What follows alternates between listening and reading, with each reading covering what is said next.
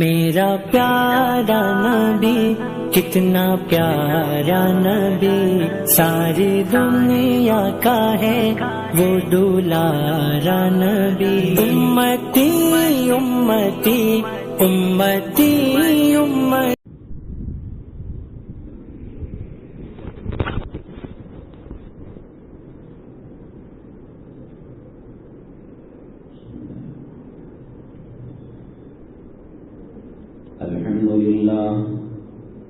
الحمد لله نحمده ونستعينه ونستغفره ونؤمن به ونتوكل عليه ونعوذ بالله من شرور أنفسنا ومن سيئات أعمالنا، من يهده الله فلا مضل له ومن يضلله فلا هادي له، ونشهد أن لا إله إلا الله وحده لا شريك له، ونشهد أن سيدنا ومولانا محمدا عبده ورسوله، صلى الله عليه وعلى آله وأصحابه وبارك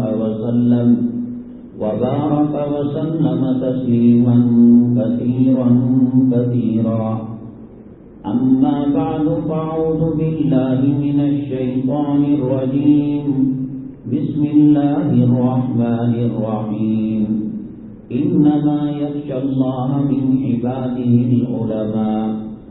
قال النبي صلى الله عليه وسلم: العلماء ورثة الأنبياء، أو كما قال النبي عليه الصلاة والسلام. رب اشرح لي صدري ويسر لي أمري واحلل عقدة من لساني يفقهوا قولي.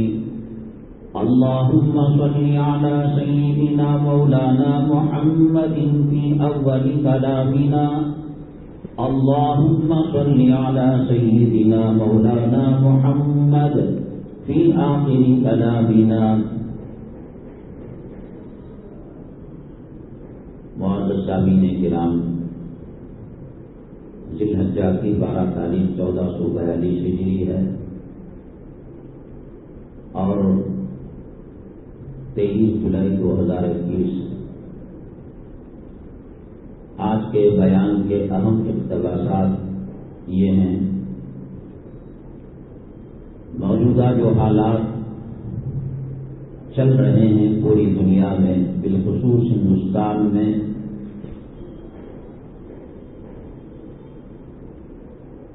آخری حربے کے طور پر، آخری علاج کے طور پر مسلمان آخر کیا کرے؟ نجات کی کشتی کیا ہے؟ کیسے بچ سکتے ہیں ان حالات کے بھور سے، اور کیسے بچ سکتے ہیں اللہ تبارک تعالیٰ کے عذاب سے؟ دوسرے نمبر پر ہے، آپ نے دیکھا ہوگا جس کے چہرے پر سنت نہیں ہے، جو نماز کا بھی اہتمام نہیں کرتا، حلال و حرام کی تمیز نہیں کرتا، واجب قربانی کے اندر بڑھ چڑھ کر حصہ لیتا ہے اور بڑی شان کے ساتھ 2 بکرے 4 بکرے اونٹ فلاں بڑا جانور میں نے ذبح کیا کہتا پھرتا ہے. عبادت تو نماز بھی ہے، عبادت تو روزہ بھی ہے، لیکن اس کے اندر اتنا جوش نہیں ہوتا جتنا قربانی میں ہوتا ہے. آخر کیوں آپ کرو؟ نماز کے بعد کر لیں.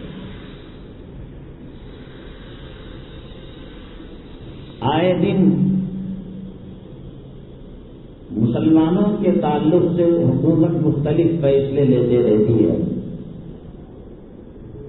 کچھ فیصلے سامنے آ جاتے ہیں بڑا اور کچھ فیصلے دیر سے آتے ہیں. ہمارے جو اکابرین ہیں، ہمارے جو بڑے ہیں، بھانپ لیتے ہیں ان فیصلوں کو، اس کے انجام کو۔ بالخصوص دارالعلوم دیوبند نے حال کے اندر جو فیصلہ آیا اس کا سخت نوٹس کیا اور ہندوستان کے مسلمانوں کو آگاہ کیا۔ وہ فیصلہ کیا تھا اور دارالعلوم دیوبند نے اس کا رد عمل کیا کیا، اس تعلق سے بات آئے گی۔ اللہ تبارک تعالیٰ نے ہر پیغمبر کو معجزہ عطا فرمایا ہے۔ سرور کونین آقا دو عالم جناب محمد الرسول اللہ صلی اللہ علیہ وسلم کی نبوت اور رسالت جیسے دائمی ہے قیامت تک کے لیے، اللہ تبارک تعالیٰ نے آپ کو جو معجزہ عطا فرمایا وہ معجزہ بھی قیامت تک کے لیے چلنے والا ہے۔ یہ ایسا عجیب و غریب معجزہ ہے، مسلمان تو مسلمان، اگر غیر بھی اس سے فائدہ اٹھانا چاہیں اللہ تبارک تعالیٰ نے وہ در بھی کھلا رکھا ہے۔ قرآن شریف یہ صرف مسلمانوں کی کتاب نہیں ہے، وقتاً فوقتاً امریکی یورپی سائنسدانوں نے اس سے استفادہ کیا ہے۔ فلم کی بڑی ہستیاں انہوں نے بھی وقتاً فوقتاً اس سے فائدہ اٹھایا ہے، اور فلم کی بڑی ہستی کس طریقے سے اس سے استفادہ کیا ہے اور اپنے ٹویٹر کے اندر اس کا تذکرہ بھی کیا ہے، اس تعلق سے انشاءاللہ بات ہوگی۔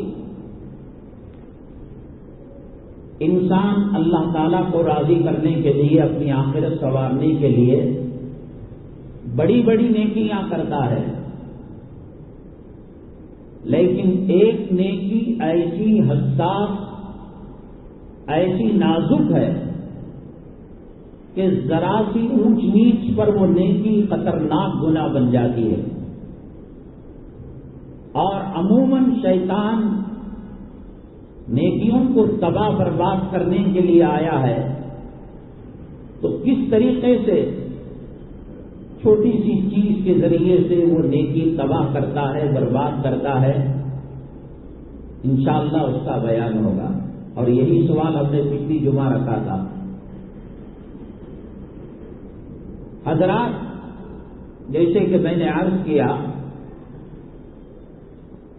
پورے عالم کے اندر حالات مسلمانوں کے خلاف چل رہے ہیں، اس میں کوئی شک نہیں۔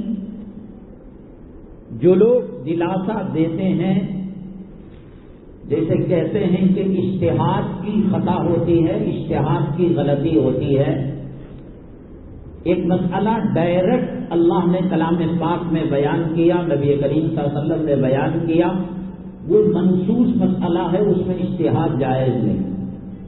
نماز 5 وقتہ فرض ہے، کوئی امام اس پر اختلاف کرے گا کہ چلو اجتہاد کرے، اجتہاد کا دروازہ بند ہے۔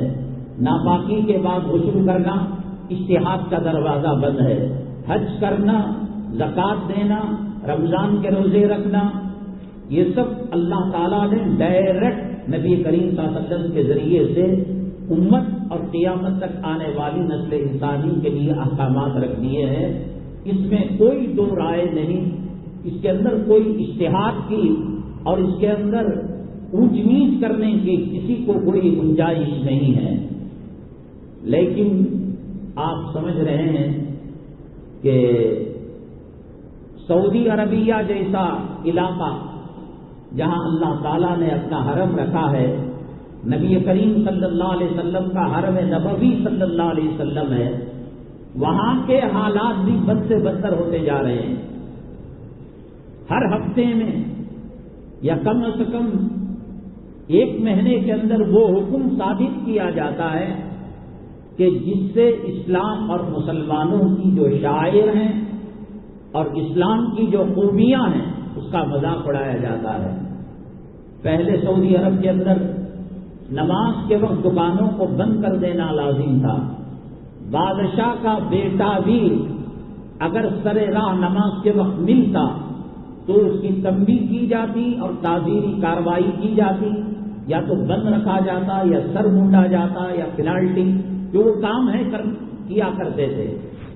کہاں کلب کھل گیا ہے، کہاں عورتوں کو آزادی مل گئی ہے، کہاں کھیل کود ناچ گانے کے لیے پرمیشن دے دیا گیا ہے، کہاں گاڑی چلانے کی اجازت دی گئی۔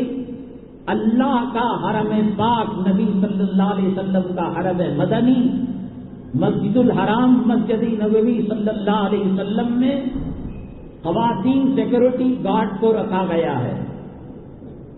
اب ظاہر سی بات ہے، پولیس کا سیکورٹی گارڈ کا جو لباس ہوتا ہے وہ تنگ اور چست ہوتا ہے۔ اللہ کے نبی صلی اللہ علیہ وسلم نے فرمایا ربا کاسیات عاریات، بہت ساری عورتیں کپڑا پہنیں گی لیکن حقیقت میں ننگی ہوں گی۔ اب وہ ماسک کا زمانہ ہے، منہ پر ماسک لگا ہوا ہے، چلو چہرے کا پردہ ہے۔ اب اس کے بعد جب یہ دور ختم ہو جائے گا، اللہ کے حرم کے اندر، مطاف کے اندر، مسجد الحرام کے اندر، مسجد نبوی صلی اللہ علیہ وسلم کے اندر یہ تنگ و چست سیکورٹی کے کپڑے پہنی ہوئی لڑکیاں نظر آئیں گی۔ آپ کہیں گے کوئی یہ کہہ سکتا ہے کہ نگاہ کی حفاظت کر کر کوئی چلا جائے، خواہ ان کو کیوں دیکھے؟ کیسے ممکن ہے یہ؟ ساری دنیا کے اندر اگر کہیں مرد عورت کو لاڈجنگ میں لے جاتا ہے تو اس کو آئی ڈی دکھانا پڑے گا، آدھار کارڈ دکھانا پڑے گا اور رشتہ بتانا پڑے گا، یہ میری ماں ہے، یہ میری بیٹی ہے، یہ میری بہن ہے، یہ میری فلاں ہے۔ سعودی عرب 2030 کے اندر جو منظر اور جو خاکہ لانے والا ہے، سیاحت کے ذریعے سے اور ٹورسٹ کے ذریعے سے کمانے کو آسان بنانے کے لیے لاڈجنگوں کے اندر حکم دے دیا کہ اگر کوئی لڑکا اور لڑکی آئے تو ان کا آئی ڈی نہ پوچھا جائے۔ ساحل کے پاس لڑکا لڑکی کو نیم برہنہ کپڑے پہن کر گھمانے کی اجازت دی گئی۔ پارکنگ کے اندر پردے کا لحاظ کیا گیا، جو فیملی والی گاڑیاں ہیں ان کی پارکنگ کی جگہ الگ اور جو نوجوان لڑکے ہیں ان کی جگہ الگ، تاکہ وہ ان کو دیکھ، حالانکہ پردے میں رہتی ہیں لیکن دیکھ نہ سکے، اس لیے پارکنگ میں الگ علاقے بنا دیے۔ ہوٹلوں میں کھانے پینے کی جگہوں کو الگ کر دیا، فیملی والوں کے لیے الگ ہے اور تنہا لڑکوں کے لیے الگ ہے۔ بدترین صورتحال سے مسلمان گزر رہا ہے، اور جہاں اسلامی قانون ہے، جہاں قرآن پر عمل ہے، جہاں حدیث پر عمل کرایا جاتا ہے، چور کے ہاتھ کاٹے جاتے ہیں، سنسار کیا جاتا ہے، قتل کے بدلے قصاصاً قتل کیا جاتا ہے، وہ ملک کی صورتحال یہ ہے۔ میں نے کہا کہ اللہ کے حرم میں تنگ و چست کپڑے پہن کر یہ گھوما کریں گی تو اس کا ایمان بچے گا اور قوم فتنے کے اندر مبتلا نہیں ہوگا۔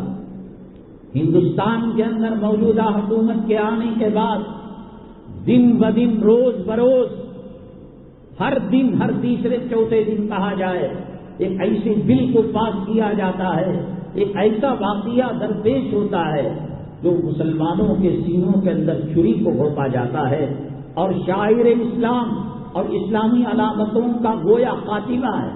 کون تصور کر سکتا تھا کرناٹک کی سرزمین میں، بنگلور کی سرزمین کے اندر بڑے جانور کی قربانی نہیں ہوگی؟ کون تصور کر سکتا تھا کہ اس کا کاروبار ممنوع ہو جائے گا؟ لوگ کہنے لگے کنڑا بولنے والے کھاتے ہیں، تیلگو بولنے والے کھاتے ہیں، تمل بولنے والے کھاتے ہیں، اور کہنے والوں نے ایسے ہی مکھن بھی لگایا ہمیں، ڈرنے کی کوئی ضرورت نہیں اور شکست کھانے کی کوئی ضرورت نہیں۔ غلام تحریک، غلام تنظیم بارڈر تک آ گئی ہے، اب ہندوستان کے اندر آ کر اسلامی پرچم کو لہرائے، یہ بولتے ہی تھے ہنوز دلی دورت، ابھی دلی دور ہے، اور یہ کرتے چلے گئے اور حال کے اندر انہوں نے جو قانون بنایا کہ اب بچے جو پیدا کریں گے مسلمان دو ہی پیدا کریں گے۔ اللہ کے نبی صلی اللہ علیہ وسلم نے فرمایا تزوج الودود الودود الودود الولود، فإنی أباہی بکم بکثرت الأمم، آپ نے فرمایا زیادہ بچے جننے والی عورت سے نکاح کیا کرو۔ کیسے پتا چلے گا؟ اس کی ماں کے کتنے بچے ہیں، اس کی خالہ کے کتنے بچے ہیں، اس کی بڑی بہنیں اگر بیاہی گئی ہیں ان کے کتنے بچے ہیں۔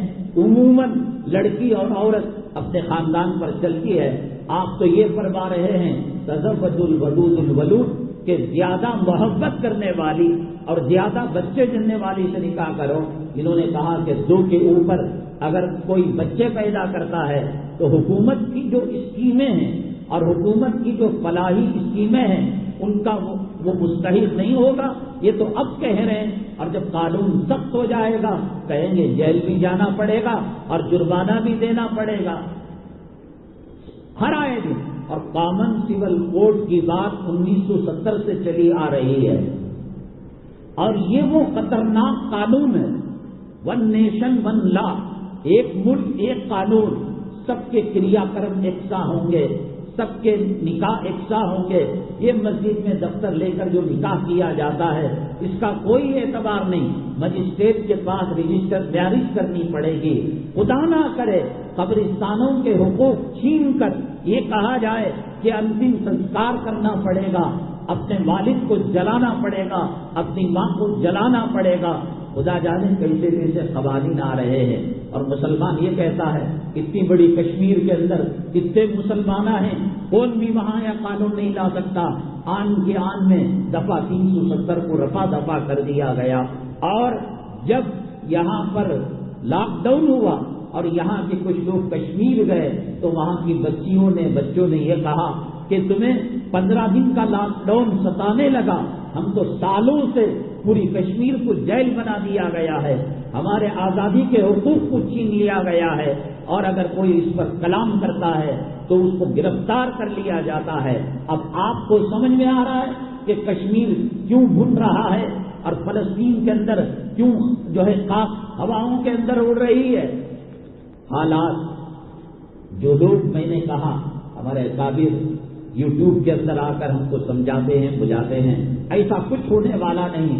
ہم نے یہ کہتے ہوئے، یہ کلمہ پڑھتے ہوئے اور یہ ایمان مجمل ایمان مفصل پڑھتے ہوئے کہ قانون پر ہمارا بھروسہ ہے، قانون پر ہمارا اعتماد ہے، عدالتوں پر ہمارا اعتماد ہے۔ کسی عدالت نے بابری مسجد کا کیا فیصلہ دیا، کسی عدالت نے دفعہ 370 کا کیا فیصلہ دیا، کسی عدالت نے طلاق کا کیا فیصلہ دیا، کسی عدالت نے بچوں کی فیملی پلاننگ سے متعلق کیا فیصلہ صادر کیا، کسی عدالت نے جب کامن سول کوڈ کی بات آئی تو کس طریقے سے نرمی سے کام لیا، کسی عدالت نے 20 سال 25 سال معصوموں کو قید و بند کی زندگی کے اندر رکھ کر اور باعزت جب رہا کیا تو کہا کہ آپ باعزت رہا ہو گئے۔ یہی تو وہ عدالتیں ہیں جن کا کلمہ بعض بزرگ یوٹیوب کے اندر پڑھاتے ہیں۔ نہیں، عدالت پر ہمارا ایمان ہے، عدالت پر ہمارا اعتبار ہے۔ ٹھیک ہے، جو صحیح ہے صحیح ہے اور جو غلط ہے غلط ہے۔ بابری مسجد کے فیصلے سے پہلے جگہ جگہ ہر تنظیم کے نمائندے سے، ہر تنظیم کے بڑے سے یہ کلمہ پڑھایا گیا، ہم عدالت پر بھروسہ کرتے ہیں، ہم عدالت پر بھروسہ کرتے ہیں۔ فیصلہ چلا، 60% تک ایسا لگ رہا تھا کہ مسلمان ابھی مٹھائی کا ڈبہ خرید لے، ابھی لڈو سامنے والے کے منہ میں ڈال دے، ابھی مٹھائی تقسیم کرے۔ اچانک 60 کے بعد جیسے میچ کا رخ ہار سے جیت کی طرف بدل جاتا ہے اور جیت سے ہار کی طرف بدل جاتا ہے، اچانک رویہ بدل گیا اور پھر وہ فیصلہ شرمندگی کا مسلمانوں کو دیکھنا پڑا، جس کی وہ خواب کے اندر بھی کوئی سوچ نہیں سکتا، کوئی وہم کو گمان نہیں کر سکتا۔ بدترین صورتحال اس کے بعد بھی آئے گی۔ 100 سال کی محنتیں ہیں، یہ نارسی کے بارے میں، CA کے بارے میں، مسلمان غفلت کے اندر ہے، لاک ڈاؤن کی فکر کے اندر ہے، دکان نہیں چل رہا، مکان نہیں چل رہا، میرا ٹیوشن نہیں چل رہا، میری کالج نہیں چل رہی، میری اسکول نہیں چل رہی، کارخانے ٹھپ ہو گئے، لاک ڈاؤن ہو گیا، وہ اپنا کام برابر کر رہے۔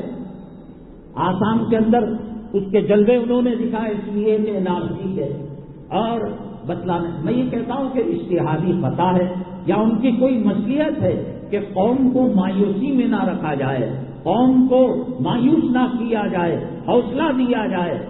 جیسے اجتہاد کے اندر دو پہلو ہوتے ہیں، ایک صحیح ایک غلط. صحیح کہنے والے کو 2 اجر اللہ تعالیٰ مرحمت فرماتے ہیں، ایک اجتہاد کرنے کا، ایک صحیح بولنے کا.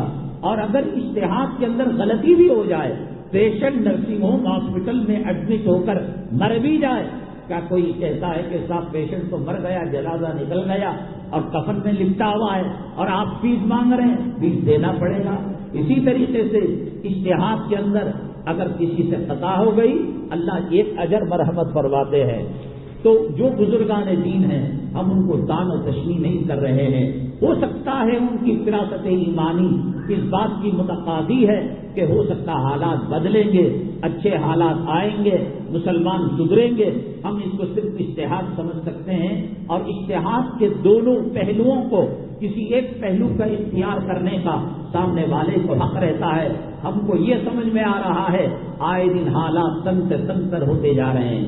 سوال یہ کہ کیا کیا جائے؟ اس کا سب سے آسان حل یہ ہے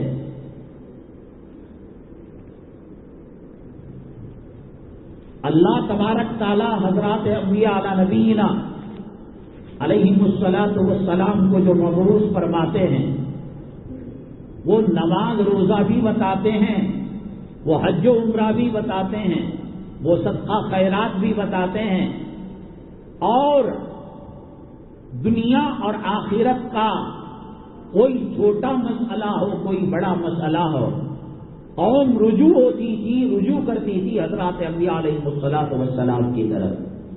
نبی کریم صلی اللہ علیہ وسلم باحیات تھے.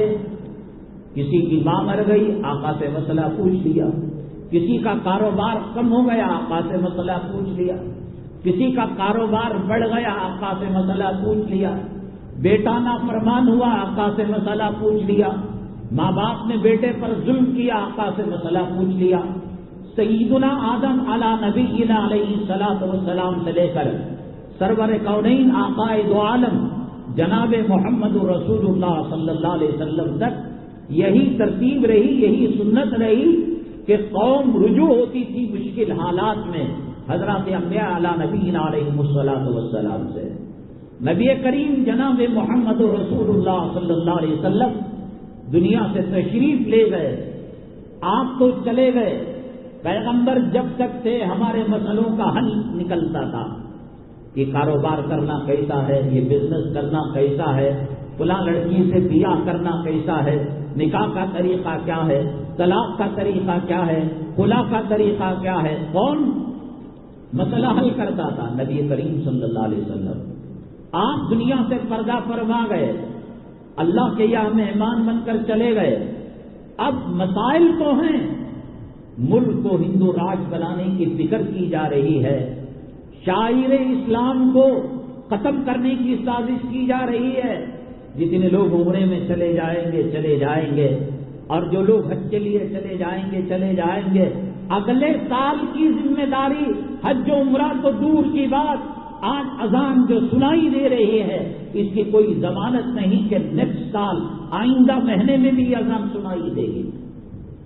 بڑے کے جانور کے تعلق سے کون سوچ سکتا تھا؟ طلاق کے مسئلے میں مداخلت کے بارے میں کون سوچ سکتا تھا؟ کشمیر کے لیے ہم بیانات کے لیے جایا کرتے تھے، مدارس کے سالانہ بیانات اور اصلاح معاشرہ کے بیانات، اور ہندوستان کے جو حالات اور کشمیر کے جو حالات ہیں، 7 زمین 7 آسمان کا فرق ہے. ان کی تہذیب، ان کی آزادی، ان کا کلچر الگ ہی ہے. لیکن آج کی جو صورتحال ہے کتنی تیزی کے ساتھ بدل گئی. وہ کشمیر جو آج سے 10 سال پہلے تھا، آج علاؤ الدین کا چراغ لے کر ڈھونڈیں گے وہ کشمیر نہیں مل سکتا. اور بدترین حالات ہندوستان کے اندر آئیں گے. مسلمان کس سے؟ میں کہہ رہا ہوں کہ جو لوگ، جو علماء، جو اکابر یوٹیوب کے اندر اور نیٹ کے اندر سوشل میڈیا میں ہمیں تسلی دے رہے ایسا کچھ نہیں ہونے کا، ٹھیک ہے بڑا جانور واپس آئے گا، ٹھیک ہے 3 طلاق کا مسئلہ جو کھڑا ہوا اس کا حل نکل جائے گا، ٹھیک ہے مطلقہ عورت کی 99 کا مسئلہ حل ہو جائے گا. 1975 یا اس کے آگے پیچھے جب شاہ بانو کا کیس آیا، شاہ بانو کو اس کے خاوند نے طلاق دے دی اور عدالت نے یہ فیصلہ کیا کہ تا حیات خاوند کو نان نفقہ دینا پڑے گا۔ شریعت کا مسئلہ یہ ہے کہ عدت تک دیے گا، 4 مہینے 3 مہینے جو بھی ہو عدت، وہ عدت کے اندر دے گا۔ یہ قرآن اور حدیث کا حکم ہے، اپنے سے اس کے اکاؤنٹ میں ڈال رہا ہے پیسہ، شریعت سمجھ کر نہیں، ہمدردی وہ الگ بات ہے۔ لیکن جب قانون بن جاتا ہے، جیسے طلاق کا قانون بنا، ایک مجلس میں 3 مرتبہ طلاق دینے والے کو اب قید کی جا رہی ہے، جیل میں ڈالا جا رہا ہے، جرمانہ ڈالا جا رہا ہے۔ ایسے ہی شاہ بانو کیس کا جب مسئلہ اٹھا، مشرق سے لے کر مغرب تک، شمال سے لے کر جنوب تک، زمین سے لے کر آسمان تک، وہ دیوبندی مکتب فکر کا ہو، وہ بریلی مکتب فکر کا ہو، وہ شافعی ہو، وہ حنفی ہو، وہ غیر مقلد ہو، کلمے کی نسبت پر، کلمے کے پلیٹ فارم پر تمام جمع ہو گئے اور اللہ کی قسم حکومت کو جھکنے پر مجبور کیا اور فیصلہ واپس لینے پر مجبور کیا۔ اب کچھ بھی نہیں ہو رہا ہے۔ اب اگر کوئی احتجاج کرتا ہے، زیادہ بڑبڑ کرتا ہے، کوئی مقدمہ حکومت کے خلاف، ہندوستان کے خلاف UAP لگا دیا اور اس کو جیل بھیج دیا۔ 5 روپے 2 روپے پیٹرول بڑھتا تھا، احتجاج ہوتا تھا، فوراً اعلان کیا جاتا کہ پیٹرول کی قیمت کو کم کر دیا گیا۔ ایسے حالات ہندوستان کے اندر ہے کہ آدمی بول بھی نہیں سکتا، بتا بھی نہیں سکتا، اور بڑی تیزی کے ساتھ یہ قوانین پاس کیے جا رہے ہیں۔ اللہ تبارک تعالیٰ نے کلام پاک کے اندر حضرت سیدنا یعقوب علیہ نبینا علیہ الصلوۃ والسلام کے بارے میں فرمایا، ام کنتم شہداء اذ حضر یعقوب الموت اذ قال لبنیہ ما تعبدون من بعدی قالوا نعبد الہا و الہ آبائک۔ یہ حضرت یعقوب علیہ السلام جب پردہ فرما رہے تھے، آخری اوقات تھے، کیا آپ حاضر تھے کہ جب موت ان کے قریب تھی، اس قال لبنی، وہ اپنے بچوں کو کیا بتا رہے تھے؟ اب پراپرٹی کی فکر کرنا چھوڑ دو، جب رہے گا نا پراپرٹی میں اور اس کو قیام کے اندر رہنا پڑے گا، خدا نہ کرے جیل میں رہنا پڑے گا، ایمان تو بچ جائے گا، کلمہ تو بچ جائے گا۔ اس قال لبنی ما تعبدون من بعدی، یعقوب علیہ السلام نے یہ نہیں کہا کہ صاحب فلاں بلڈنگ ہے، فلاں زمین ہے، فلاں کھیت ہے، فلاں باغ ہے۔ اس قال لبنی ما، یہ تو بتاؤ کہ اب تو میری موجودگی میں، نبوت اور رسالت کی شمع جلنے کی موجودگی میں، اس کی حرارت میں ایمان پر قائم ہو، کیا میرے چلے جانے کے بعد بھی تم ایمان پر باقی رہو گے؟ یہ سوال ہے آج امت کا، امت کے ماں باپ کا اپنے افراد سے۔ ایسی صورتحال آ کر کھڑی ہے۔ میں نے کہا کہ حضرات انبیاء علیہم الصلوۃ والسلام باحیات تھے، ان سے رجوع کیا کرتے تھے۔ اب وہ پردہ فرما گئے، نبی کریم صلی اللہ علیہ وسلم بھی رخصت ہو گئے، ہم کس سے پوچھیں گے؟ آپ کے بعد صحابہ کرام سے پوچھا جاتا تھا، ان کے بعد تابعین سے پوچھا جاتا تھا، ان کے بعد تبع تابعین سے پوچھا جاتا تھا۔ آج کس سے پوچھیں گے؟ سب سے پہلے انگریز، یہود و نصارہ، اسلام مسلمان کا دشمن، سب سے پہلے اس نے یہ کام کرنے سے پہلے، کامن سول کوڈ لانے سے پہلے، مسلم پرسنل لا میں مداخلت کرنے سے پہلے، بڑے جانور کو ذبیحے کے طور پر استعمال ہونے سے ختم کرنے سے پہلے، 370 سے پہلے، طلاق اور نام نقطے سے پہلے، یکساں قانون، ون نیشن ون لا سے پہلے، سب سے پہلے اس نے بڑی محنت یہ کی کہ علماء کو آپس میں لڑا کر قوم کے دلوں میں علماء کی نفرت کو پیدا کیا۔ یہ خانقاہ والے علماء ہیں، یہ سینے پر ہاتھ باندھنے والے ہیں، یہ ناف کے نیچے ہاتھ باندھنے والے ہیں۔ حضرت مولانا قاری محمد طیب صاحب رحمۃ اللہ علیہ نے ایک واقعہ لکھا ہے کہ ایک عدالت کے اندر 2 فرقے گئے، ایک فرقہ کہتا تھا کہ آمین آہستہ بولنا چاہیے، آمین بالسر، اور دوسرا کہتا تھا آمین بالجہر۔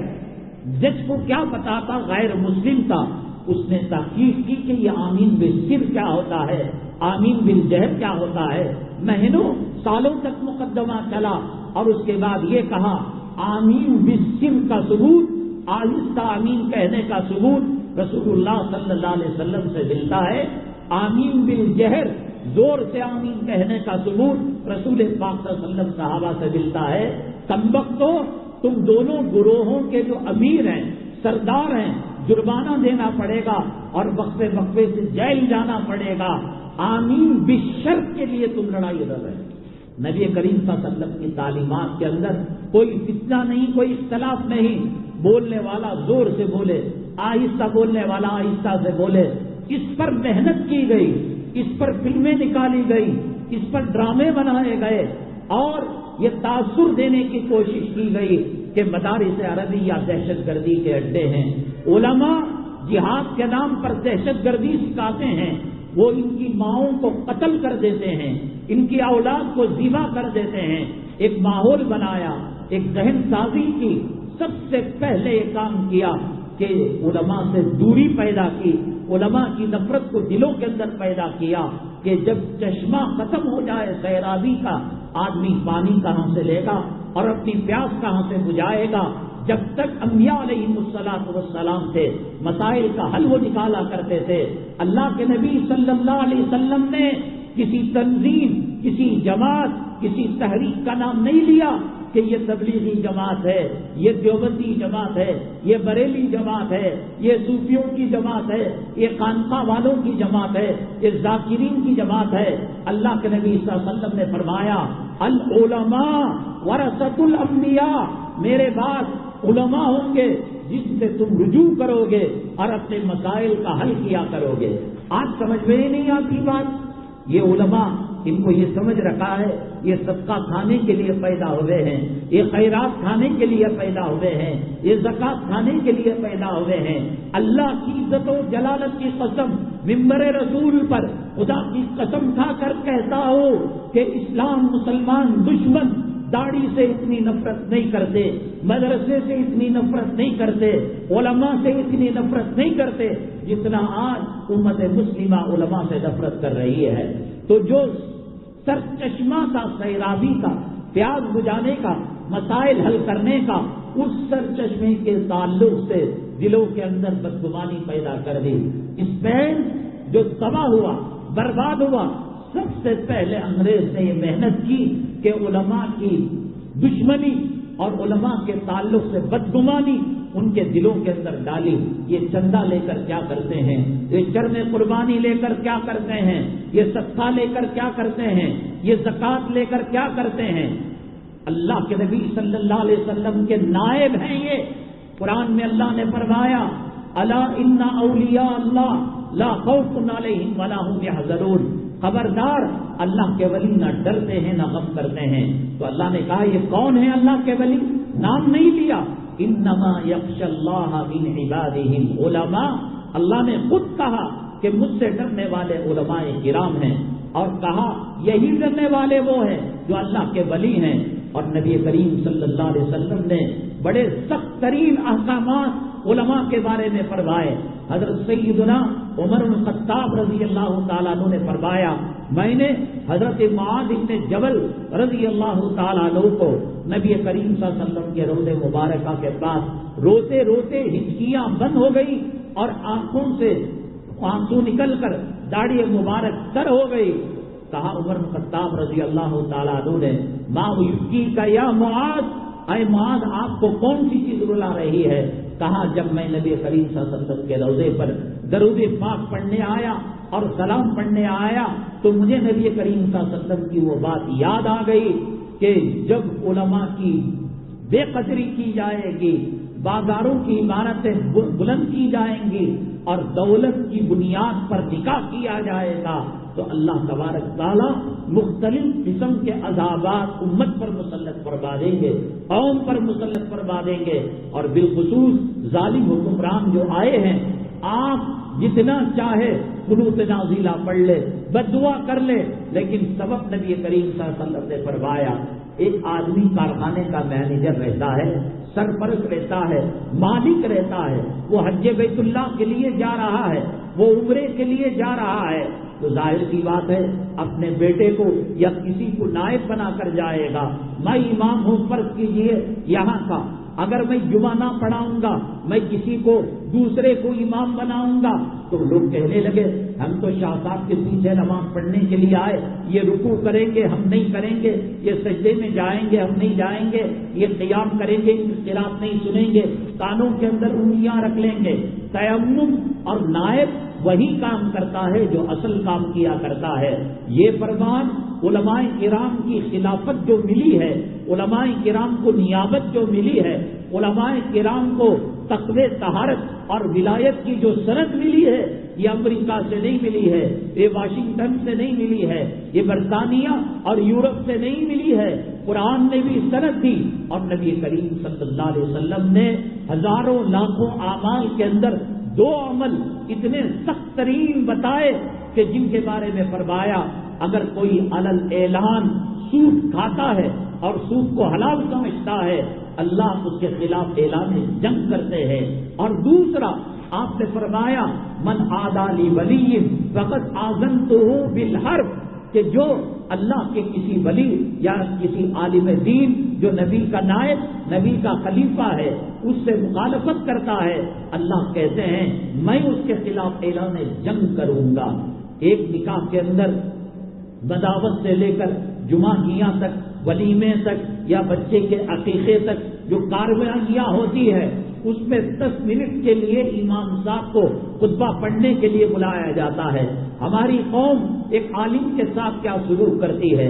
ایک طالب علم ماں کی جدائی کا صدمہ برداشت کر کر، گھر کی جدائی کا صدمہ برداشت کر کر اپنے گھر میں وہ امیر ہے، لکھپتی ہے، کروڑ پتی ہے، عیش کی زندگی گزارتا ہے، اس کے ساتھی ویڈیو گیم کھیل رہے ہیں، گراؤنڈ کے اندر کرکٹ کھیل رہے ہیں، والی بال فٹ بال کھیل رہے ہیں، لیکن ٹوٹی پھوٹی چٹائیوں کے اندر ایسی دال کا سالن کہ جس سے وضو کے بارے میں آپس میں علماء بحث کرتے ہیں، راتوں کو جگ کر استاد کے سختی برداشت کر کر، معتمد صاحب کی گالیاں سن کر، اہل محلے کے تانے سن کر، 8 سال کے بعد سینے میں اللہ کا قرآن لے کر، نبی کی امانت لے کر جب آتا ہے تو اس کے ساتھ قوم کیا سلوک کرتی ہے، اس کے ساتھ قوم کیا معاملہ کرتی ہے؟ کیا اس کو نچنے والے، گانے والے، کنجرین کی جیسی عزت دی جاتی ہے؟ آج اس نے کان میں سوراخ کر کر بالی ڈال لی، یہ بھی بالی ڈال لیا، آدھے بال کتے سور کی طرح رکھے، یہ بھی رکھ لیا، آدھا جسم اس لڑکی نے دکھایا، یہ بھی اپنی بہوؤں بیٹیوں کو ایسا لباس دلاتا ہے. ایسی صورتحال عالم کو کی قدر کیا ہے؟ آج مؤذن کی قدر کیا ہے؟ آج امام کی قدر کیا ہے؟ ماں بیمار ہوگی، سورہ فاتحہ دم کروا لیا یا نماز اور جمعہ کے بعد اعلان کروا لیا. سب سے پہلے اسلام مسلمان دشمنوں نے یہی کوشش کی، علماء کی عظمت، علماء کا مقام، علماء کا مرتبہ دلوں سے نکال دیا. اللہ کے لیے آپ بتائیں، آپ کی ایک بیٹی نوجوان ہو گئی، شادی لائق ہو گئی، ایک امام کا رشتہ آیا، ایک حافظ قرآن کا رشتہ آیا، ایک عالم کا رشتہ آیا، ایک مدرسے کے حفظ پڑھانے والے استاد کا رشتہ آیا. اللہ تبارک تعالیٰ ان کو دنیا میں بھی خوش رکھتا ہے، آخرت میں بھی خوش رکھتا ہے. کمبختو، یہ دھوکہ ہو گیا تمہیں کہ فلموں کے راستے سے عزت ملتی ہے، سیاست کے راستے سے دولت ملتی ہے. میرے رب کی عزت و جلالت کی قسم، ایک مثال کوئی نہیں بتا سکتا ان راستوں سے عزت ملی ہو، ان راستوں سے رفعت ملی ہو، ان راستوں سے سکون ملا ہو. یہ دماغ خراب کروایا اسلام مسلمان دشمنوں نے، یہودیوں نے اور نصارا نے. ایک بچہ جب LKG پڑھ کر آتا ہے، اسکول سے پڑھ کر آتا ہے، ماں اس کے جوتے نکالتی ہے، باپ اس کے جوتوں کو پالش لگاتا ہے، ناشتے کا انتظام کیا جاتا ہے اور ٹیوشن کا انتظام کیا جاتا ہے. ہمارے 5 بچے ہیں، 4 بچے پڑھنے کے لائق تھے، عقل مند تھے، ہوشیار تھے، ہم نے کسی کو قصائی بنا دیا، کسی کو بیوٹی پارلر کے حوالے کر حجام بنا دیا، کسی کو چپل سینے کے لیے لگا کر کارخانے میں چمار بنا دیا، ڈاکٹر اور انجینئر کی آس میں اور شوق میں کالجوں کے حوالے کر دیا۔ وہ بچہ جو اسکول کو داخل کیا تو بھاگ کر آ گیا، کام کو داخل کیا بھاگ کر آ گیا، خالہ کے یہاں پھوپھی کے یہاں رکھا تو وہاں سے بھاگ کر آ گیا۔ اب کہنے لگا ہے میرے دل کے اندر علم دین کی بڑی قدر ہے، منزلت ہے، میں اپنے بچے کو حافظ قرآن بنانا چاہوں گا، عالم بنانا چاہوں گا۔ پروڈکشن کے اندر، را مٹیریل کے اندر ہی اس کی نیت خراب ہو گئی، اچھے بچے کو قرآن پڑھانے کے لیے نہیں دیتا، مدارس کے حوالے نہیں کرتا۔ آپ مشرق سے مغرب، شمال سے جنوب، عرب سے لے کر عجم تک اگر مدارس کا مطالعہ کرے، وہ بچے جو ماں باپ کے نافرمان، چوری چکی کرنے والے، محلے کے اندر درد سر بننے والے، یہ سوچ میں بتا رہا ہوں کہ ہمارے پاس علم دین کی قدر کیا ہے۔ اللہ کے نبی صلی اللہ علیہ وسلم ان کو اپنا نائب بنا کر گیا، اپنا خلیفہ بنا کر گیا۔ ایک امام نماز پڑھا رہا ہے، دوران نماز اس کی ریح خارج ہو گئی، ناک سے خون نکل گیا۔ مسئلہ یہ ہے پیچھے جو عالم ہے، نماز کے مسائل جاننے والا ہے، اس کو پکڑ کر محراب میں رکھے اور یہ اپنی طہارت کے لیے چلا جائے۔ اب وہ کہنے لگے میں خان کے پیچھے نماز نہیں پڑھتا، میں پٹھان کے پیچھے نماز نہیں پڑھتا۔ اللہ کے نبی صلی اللہ علیہ وسلم نے بتایا کہ آپ اس کے پیچھے نماز پڑھا کریں۔ اللہ کے نبی صلی اللہ علیہ وسلم نے بتایا میرا نائب، میرا خلیفہ اور میرے بعد جو مسائل کو حل کرنے والے ہیں وہ علماء کا طبقہ ہے۔ کیا سلوک کیا جاتا ہے شادی کی محفل کے اندر، کیا سلوک کیا؟ میں نے کہا کہ رشتے میں ترجیح کس کو دیں گے؟ ایک وہ ہے جو فلمی ہیرو ہیروئن کے گندے کپڑے، احتلام کے کپڑے، پیشاب پاخانے کو ان کے بچوں کے کپڑے دھوتا ہے، وہاں سے رشتہ آتا ہے۔ کہیں گے صاحب خان صاحب کے گھر سے رشتہ آیا ہے، ان کی بڑی پہنچ ہے۔ میرے اللہ کی قسم، میرے رب کی قسم، قرآن سر پر رکھ کر اللہ کے کعب حکیم کے اندر مجھ سے قسم لے لو، تمہیں سکون نہیں مل سکتا، تمہیں راحت نہیں مل سکتی، تمہیں آرام نہیں مل سکتا، یہ راستہ ہے ہی نہیں ہے۔ اگر کوئی آدمی کو پیاس لگے، آگ کے پاس جا کر پیاس بجھانا چاہے، یہ راستہ ہے ہی نہیں ہے۔ اگر کسی جگہ آگ لگے، پانی کے چشمے پر جانے کے بجائے وہ ریت کے پاس جائے، وہ انگاروں کے پاس جائے، یہ راستہ ہے ہی نہیں۔ کان کھول کر سن لو، یہ عمرہ، یہ مالدار، یہ سیاسی کتے، یہ ایم ایل اے، یہ ایم پی، یہ منسٹر نہ مسئلہ کل تک حل کیے ہیں، نہ آج حل کریں گے، نہ قیامت تک حل کر پائیں گے۔ مسئلہ حل ہوگا، آؤ ان فقیروں کے درباروں میں، آؤ ان بوریا نشینوں کے پاس۔ یہ کوئی ڈائلاگ نہیں ہے، یہ کوئی ایسا جملہ نہیں ہے جو بھڑکانے کے لیے کہا جا رہا ہے۔ آج بھی لوٹ جاؤ، انشاءاللہ حالات بدل جائیں گے، زندگی بدل جائے گی، دشمن کے دل کے اندر روب پیدا ہو جائے گا، خوف پیدا ہو جائے گا۔ ہمارا وجود ان کی دھرتی پر بوجھ بنا ہوا ہے، وہ مارنے پر تلے ہوئے ہیں، وہ پیشاب ڈال رہے ہیں، وہ پاخانہ ڈال رہے ہیں، وہ ماپ لنچنگ کر رہے ہیں۔ ہمارا وجود ان کا برداشت نہیں۔ اللہ سے رشتہ ٹوٹا، نبی سے رشتہ ٹوٹا، علماء سے رشتہ ٹوٹا، خانقاہوں سے رشتہ ٹوٹا، مساجد سے رشتہ ٹوٹا، مدارس سے رشتہ ٹوٹا۔ اللہ کی نگاہ سے قوم جب گر گئی، اللہ تبارک تعالیٰ کھڑے ہو کر پیشاب کرنے والے کا اس کو محتاج بنا دیا ہے۔ تم نے عالم کو نہیں پہچانا ہے، تم نے حافظ قرآن کو نہیں پہچانا ہے، بس اس کا کام یہ ہے میری ماں کی نماز جنازہ پڑھائے، اس کا کام یہ ہے میرے بچے کے کان کے اندر اذان و اقامت کہے، اس کا کام یہ ہے کہ 7 منٹ کے اندر خطبہ نکاح پڑھ کر ایجاب و قبول کرائے۔ اور بہت بڑا کام ہوگا تو ہمارے گھر میں جو چہلم کا کھانا بچا ہوا ہے، 11ویں کا کھانا جو بچا ہوا ہے، پہلے تو کوشش کریں گے یہاں دے وہاں دے، فریج میں رکھیں۔ جب پورے حربے ختم ہو گئے تب مدرسے کا ملا یاد آتا ہے، مسجد کا ملا یاد آتا ہے۔ تم نے اس کو ٹھوکر سے اس کی پگڑی کو اچھالا، اس کی پگڑی کو نہیں اچھالا، نبی کی پگڑی کو اچھالا، اس کو برا نہیں سمجھا، نبی کو برا سمجھا۔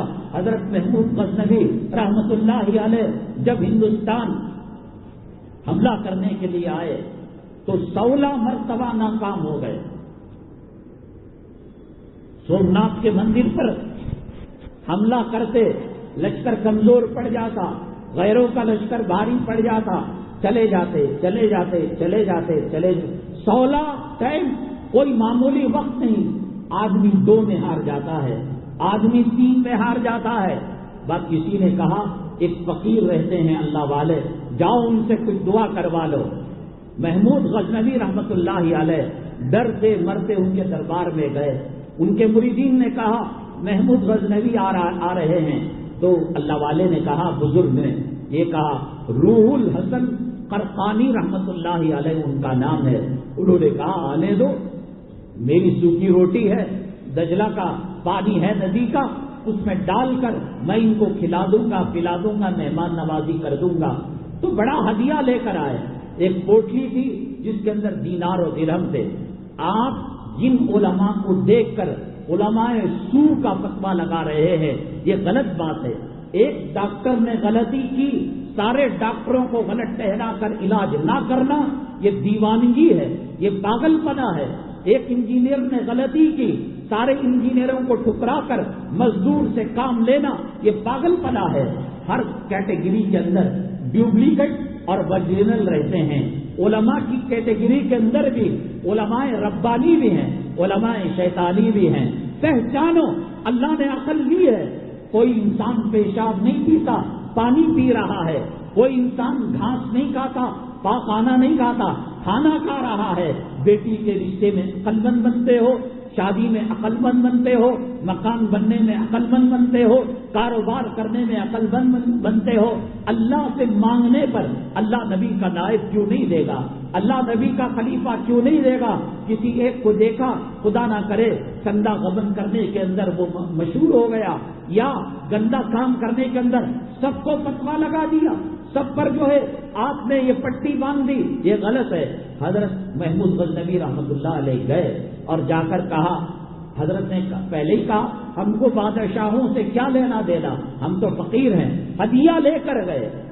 कभी आज हज से लौटता है आदमी, उम्रे से लौटता है, पता चलता है कुर्बानी के गोश्त में पता चलता है इसके दिल में साली की कितनी मोहब्बत है, साले की कितनी मोहब्बत है, साड़ू की कितनी मोहब्बत है। सबसे पहले मैं मेरे महबूब नबी करीम सल्लल्लाहु अलैहि वसल्लम के खलीफा को ये खिलाऊंगा, रौका दूंगा, तोहफा दूंगा, जानिमाज लाया हो, मुसल्ला लाया हो, अबा लाया हो, पगड़ी लाया हो, ये कोशिश करेगा। उलमा से मोहब्बत होगी तो ना करेगा।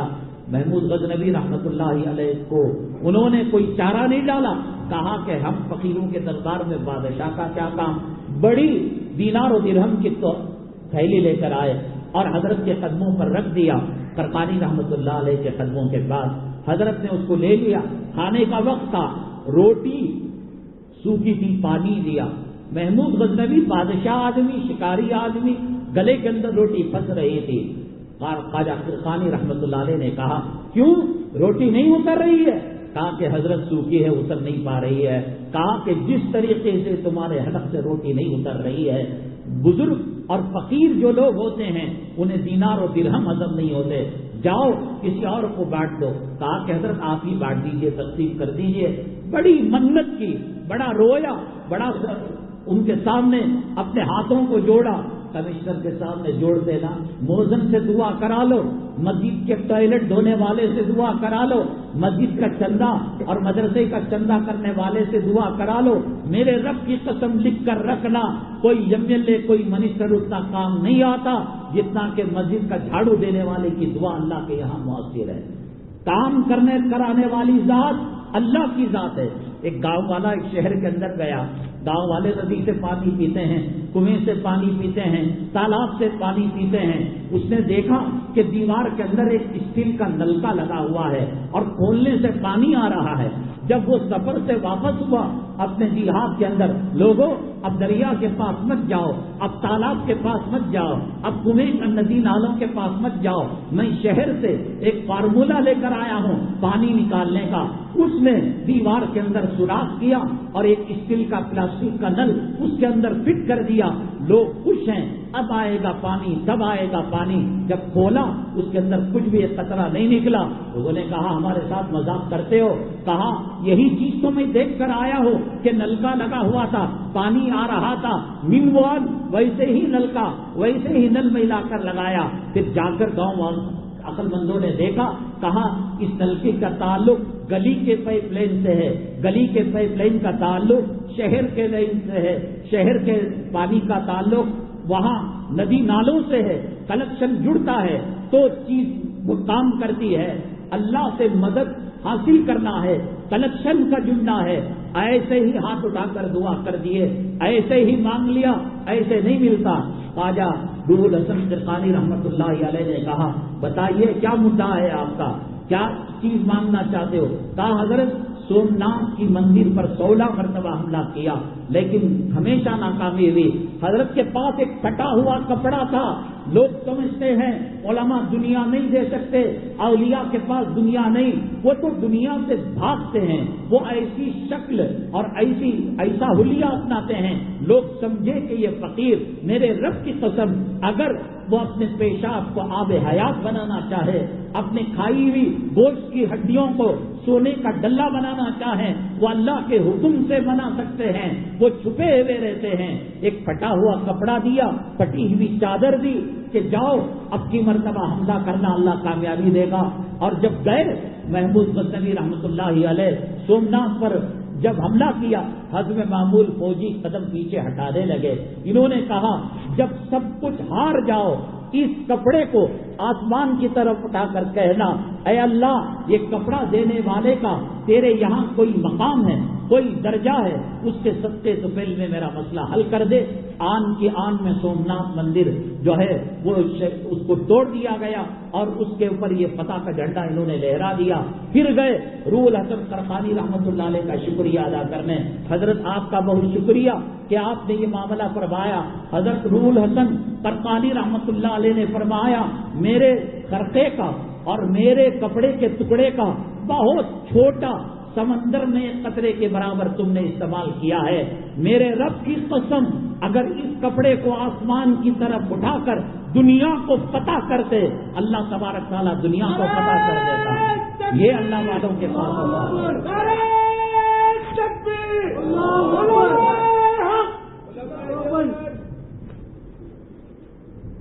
آپ نے ان کی طاقت اور قوت کو یہ سمجھا ہے. یہ فقیر ہے, یہ بچھونوں پر پڑے رہتے ہیں, پٹی چٹائیوں کے اندر پڑے رہتے ہیں.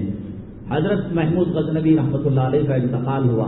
کئی سالوں کے بعد ایک صاحب نے خواب میں دیکھا کہ حضرت کیا بنی, آپ نے ملک کے لیے, قوم کے لیے, اسلام کے لیے, مسلمانوں کے لیے بہت کچھ کیا, شاید اس سے آپ کی نجات ہو گئی. محمود غزنوی رحمۃ اللہ علیہ نے فرمایا نہ نماز کو اللہ نے دیکھا, نہ روزے کو اللہ نے دیکھا, نہ سومناتھ کے مندر پر فتح کا جھنڈا لہرا اللہ نے دیکھا, نہ یہ دیکھا نہ وہ دیکھا. پھر کیسے آپ کو اللہ تبارک تعالیٰ نے معاف کر دیا. کہا کہ جب حضرت سے ملنے ایک مرتبہ گیا تھا, کچھ خادم حضرت کی خانقاہ کا صحن جھاڑ رہے تھے, میں نے اس مٹی کو ہاتھ میں اٹھا لیا اور کہا کہ میری موت کے بعد میرے کفن پر اور میرے چہرے پر مل کر مجھے دفن کر دینا. اللہ تعالیٰ پوچھا یہ کیا کر کے لائے ہو؟ میں نے کہا اللہ نہ نماز بتا سکتا ہو, نہ روزہ بتا سکتا ہو, نہ تلاوت بتا سکتا ہو, نہ صدقہ عمرہ حج بتا سکتا ہو. اللہ تیرے محبوب بندے کی وہ خاک جس پر چلتے پھرتے نہ جانے کتنی مرتبہ تیرا نام لیا ہوگا. نجات آخرت کی بھی انہی کے پاس ہے اور نجات دنیا کی بھی انہی کے پاس ہے. لوگ کہتے ہیں جنید بغدادی, لوگ کہتے ہیں نظام الدین اولیاء, لوگ کہتے ہیں خواجہ اجمیری, لوگ کہتے ہیں ٹیپو سلطان شہید, لوگ کہتے ہیں حضرت تھانوی, لوگ کہتے ہیں حضرت گنگوہی, لوگ کہتے ہیں حضرت مولانا الیاس صاحب, لوگ کہتے ہیں حضرت مولانا رشید احمد گنگوہی. یہ تو آپ کو نہیں ملیں گے. جو جانا تھا, جو آنا تھا, چلے گئے. جو مل رہے ہیں اور سمجھ میں آ رہا ہے یہ حلال و حرام کی تمیز کرنے والے, یہ اسلام کا پرچم بلند کرنے والے, ان سے جڑ جاؤ. سیاسی پارٹیاں دھوکے باز ہیں, وہ الیکشن میں استعمال کریں گے اور بعد میں اپنے شکاری کتوں کو چھوڑ کر اپنے قریب آنے نہیں دیں گے. اس لیے اللہ کے نبی صلی اللہ علیہ وسلم نے فرمایا من عادی لی ولی فقد آذنتہ بالحرب، جو میرے ولی کے ساتھ دشمنی کرے گا وہ ولی کے ساتھ نہیں کر رہا ہے، میرے ساتھ دشمنی کر رہا ہے. اب اس دین کو چلنا ہے، اب یہ دین کے اندر ماننے والوں کے مسائل کو حل کرنا ہے، وہ سوائے علماء کرام کے اور کوئی کرنے والے نہیں. اسی وجہ سے جن علاقوں میں علماء کی پکڑ نہیں ہوتی، علماء کی سرپرستی نہیں ہوتی، حیوانوں جانوروں سے بدتر زندگی گزارتے ہیں. یہ وہ لوگ جن کے چہروں پر سنت نہیں ہے، جنہوں نے اس دن کی فجر کی نماز نہیں پڑھی، جو نماز نہیں پڑھتے، عورت کو پردے میں نہیں رکھ، ان کو کیا لینا دینا قربانی سے. جاؤ 25 دسمبر کے اندر چوک کے اندر آپ کو بہترین جو ہے گوشت ملے گا، رواس کا گوشت ملے گا، چربی کا گوشت ملے گا. ارے کم وقت تجھے اللہ کے قریب ہونا تھا تو حی علی الصلاح کا جواب دیتا، حی علی الفلاح کا جواب دیتا، الصلاۃ خیر من النوم کا جواب دیتا. سڑی باز کی بغلوں سے بدبو نکلنے والی، حالت جنابت کے پسینے سے بدبودار بیوی کی بات سن کر الصلاۃ خیر من النوم کہہ کر سننے والا جب اس کی قربانی نہیں دی، کل اگر اللہ یہ کہہ دے ہم نے جانور نہیں مانگا تھا، ابراہیم علیہ السلام کے چھری کے نیچے دمبا ہم نے بعد میں لایا، پہلے تو اسماعیل علیہ السلام تھے، کوئی بیٹے کو طلب کر لے، کوئی بیٹی کو طلب کر لے، یا یہ کہہ دے جیسے قابیل و حابیل نے قربانی کے مال کو پہاڑ کے اوپر رکھا تھا، آگ آ کر جلا دی. میں قسم کھا کر کہتا ہوں ایک بندہ بھی قربانی دینے والا نہیں ملے گا. پایا رکھ لو، سرے کا گوشت رکھ لو، ہاتھوں کا گوشت رکھ لو، رواس کا گوشت رکھ لو، چچڑے پچڑے فقیروں کو دے دو، ایک مٹھی لڈو کو اتنا گوشت امام صاحب موزن صاحب گلی میں دے دو، وہ بھی یہ ثابت کرنے کے لیے کہ داڑھی منڈے حرام خور نے قربانی دی ہے، وہ یہ ثابت کرنے کے لیے کہ ہم جو ہے گائے کے ذبیحے پر ممنوعی کے بعد ہاتھ پیچھا نہیں کرے. یہی لوگ نماز کیوں نہیں پڑھتے، داڑھی کیوں نہیں رکھتے؟ یہ دکھاوے کے لیے کام کر رہے ہیں، اور دکھاوے کے لیے کام کرنے والوں کو قیامت کے دن اللہ تبارک تعالیٰ ان کے منہ کے بل جہنم کے اندر ڈال دیں گے.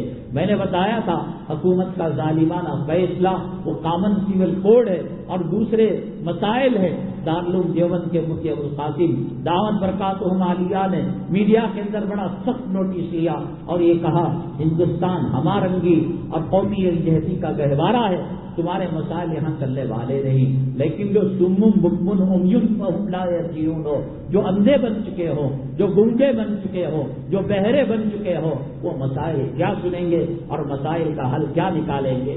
ایک فلم کا ہیرو ہے، ہم جو ہے کسی کی کوئی عظمت نہیں، سب کے سب ہیرو جہنم میں جانے والے. اللہ کی قدرت کا، اللہ کی رحمت کا کوئی فیصلہ ہو جائے، خدا ابو لہب کو جنت میں بھیج دے، ابو جہل کو بھیج دے، ہم نہیں کہہ سکتے. سنت تو یہ ہے کہ جو لوگ دین کا بگاڑ پیدا کرتے ہیں، حیا کا جنازہ نکالتے ہیں، وہ جہنم ہی میں جائیں گے. امیتابھ بچن بہت مشہور نام ہے. بعض مرتبہ اللہ ان پر ایسی حالت لاتے ہیں کہ یہ ٹیکس ادا نہیں کر سکتے، دانے دانے کے محتاج ہو جاتے ہیں. کوئی ایک مؤذن بتاؤ ایک وقت کی روٹی نہ کھایا ہو، ایک طالب علم بتاؤ ایک وقت بھوکا رہا ہو.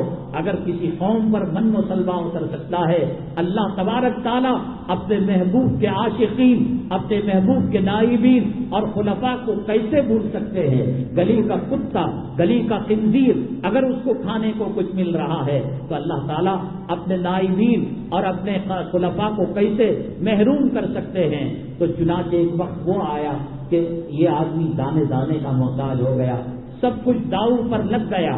تو کسی نے کہا کلام پاک پڑھو، سینے کے اندر امن پیدا ہوگا، اطمینان پیدا ہوگا، سکون پیدا ہوگا، راحت پیدا ہوگی. کون بنے گا کروڑ پتی سے پہلے اس نے کلام پاک کو پڑھا اور ٹویٹر پر وہ آیتیں لگائی کہ جس کو پڑھنے کے بعد اس کو سکون حاصل کیا. نبی کریم جناب محمد الرسول اللہ صلی اللہ علیہ وسلم کے جوتوں کے صدقے میں اللہ نے ہمیں ایسا زندہ معجزہ دیا ہے. کلام پاک میں 32 مرتبہ سے آگے پیچھے سورہ رحمان میں فض ای اعلیٰ ہے. ہر فض ای اعلیٰ پر ایک نئی روحانی لذت ملتی ہے، ایک نیا روحانی مزہ آتا ہے. کوئی گانا کتنی مرتبہ پڑھے گا، کوئی گانا کتنی مرتبہ سنے گا، لیکن بیزار ہو جاتا ہے. وہ کلام پاک سب سے زیادہ پڑھی جانے والی کتاب، 1400 سال سے مرد عورت بڑا چھوٹا ہر ایک کی الگ لذت ہے. نماز میں الگ مزہ ہے، تہجد میں الگ مزہ ہے، عورت میں الگ مزہ ہے، بچے میں الگ مزہ ہے، مسجد میں الگ مزہ ہے، دکان میں الگ مزہ ہے. جتنا پڑھتے جائیں گے اتنا جنت کی وادیوں میں اور جنت کی کیاریوں میں انسان کھوئے گا. اللہ کا کرنا یہ ہوا کہ اس نے کلام پاک کو پڑھا تو پھر اس کی راہ نکلی کہ کتنے 25-50 لاکھ پر کاروبار ہوا. پھر اس کے بعد وہ کروڑوں کے اندر چلا گیا. جب غیر فائدہ اٹھا رہا ہے، مسلمان اس کو مردہ لوگوں کے سروں کے پاس رکھ رہا ہے، قبرستانوں کے پاس رکھ رہا ہے. یہ اللہ کا قرآن تعویذ پلیتوں کے لیے نہیں، یہ اللہ کا قرآن مردے کے سرانے پڑھنے کے لیے نہیں، یہ اللہ کا قرآن کا قبرستان کی وراثت نہیں ہے. یہ اللہ کا قرآن مردوں کو زندہ کرنے کے لیے ہے. لیکن آپ نے بہت چھوٹا اس کام کے لیے استعمال کیا. میں نے بتایا تھا کہ بعض دیکھیے آپ کے اندر بہت وزن رکھتی ہے. بالخصوص صدقہ کرنا، خیرات کرنا، یہ بہت بڑا ثواب کا کام ہے. لیکن کسی نہ کسی درجے میں شیطان اس نیکی کو ضائع کرنا چاہتا ہے. شیطان کی کوشش یہ ہوتی ہے حج اس کے منہ پر مار دیا جائے، عمرہ اس کے منہ پر مار دیا جائے، نماز میلے کا کپڑے کی پوٹلی میں رکھ کر اس کے منہ پر مار دی جائے. بالخصوص صدقہ خیرات اس کے اندر اگر آدمی یہ نیت کرے کہ میرے بچے دیکھ رہے ہیں، میرے محلے والے دیکھ رہے ہیں، مسجد کو تعمیر کیا، اولاد کو لا کر، بیوی بچوں کو لا کر شان پتی کر رہا ہے. لا تبطلوا صدقاتکم بالمن والاذى. قرآن کہتا ہے تمہارے صدقات کو تم باطل نہ کرو احسان جتلا کر. کیا رے لڑ رہا کیا آج؟ کیا رے تو گالیاں دے رہا کیا؟ یاد تھا وہ وقت جب تیری ماں کے لیے جنازے کے لیے کفن دفن کے لیے پیسے نہیں تھے تو اس کی نیکی ضائع ہو گئی. احسان جتلا کر دل کو دکانا اور ریاکاری کرنا عبادت کو ضائع کر دیتا ہے. اگلی جمعہ انشاءاللہ نندنی لے آؤٹ کے اندر 1:15 بجے اس سوال کے ساتھ کہ آپ نے سنا ہوگا قوم لوط پر پتھروں کی برسات ہوئی، فلاں قوم پر خون کی برسات ہوئی، فلاں قوم پر یہ برسات ہوئی. لیکن کیا آپ نے وہ برسات دیکھی جس کے اندر حسین دوشوز آئے اور حسین بچیاں اور حسین لڑکیاں مہک مہک کر اس کے ساتھ آتی ہے؟ وہ بارش کہاں ہوتی ہے، کیسے ہوتی ہے اور وہ بارش کس کو ملتی ہے؟ اس سوال کے جواب کے ساتھ اہم ترین عنوان کے ساتھ حاضر خدمت ہوں گے. یہاں الحمدللہ مولانا مطہر صاحب بڑے فعال متحرک شخص ہے اور جو ڈی جے ہلی کے جی ہلی کا جو واقعہ پیش آیا اور جن کو ناحق گناہ کے اندر جیل کے حوالے کر دیا گیا، گروہ نے ان کے گھروں کا پرسان حال کیا، لائروں کی توجہ دلائی، بلکہ اس عید کے قریب لاک ڈاؤن کے بعد علماء اور مساجد کے معاذین ان کا بھی خیال، ان کا بھی لحاظ انہوں نے رکھا. یہ صرف مسجد کا استقبال اذان سے لے کر سلام تک، تکبیر تحریمہ سے لے کر دعا تک نہیں کر رہے ہیں، اس کو نمونہ بنانے کی کوشش کر رہے ہیں. یہ مسجد نبی صلی اللہ علیہ وسلم کے کام یہاں انجام دیے جائیں، چاہے تھوڑے سے ہی صحیح، اور بڑے فعال اور متحرک آدمی ہیں. اللہ انہیں صحت و شفا نصیب فرمائے، یہی خدمت تا حیات کرنے کی توفیق نصیب فرمائے. اس خدمت میں تعاون کے لیے آپ سے درخواست کی جاتی ہے کہ زیادہ سے زیادہ تعاون فرماتے ہوئے جائیں، چندہ مرحمت فرماتے ہوئے جائیں. اسی طریقے سے ایک ادارے کی امانت ہے تحدید نامہ، جس کو گھر میں لگانے کے بعد شیطانی اثرات کم ہو جاتے ہیں. اور بازار میں ملنے والا صابن کیمیکل ہوتا ہے جس کی وجہ سے جسم بھی خراب ہوتا ہے، پیسہ بھی زیادہ لگتا ہے. کم قیمت پر حلال صابن، شہد اور دیگر چیزیں ہیں، اس کو حاصل کرتے ہوئے جائیں. اللہ تبارک تعالی علماء ربانی، علماء حقانی کو پہچان کر ان کا دامن پکڑ کر زندگی گزارنے کی توفیق نصیب فرمائے. آنے والے موجودہ فتنوں سے اللہ ہمیں اور امت محمدیہ ہماری آل اولاد کی حفاظت فرمائے. واقع دعوانا الحمدللہ رب العالمین.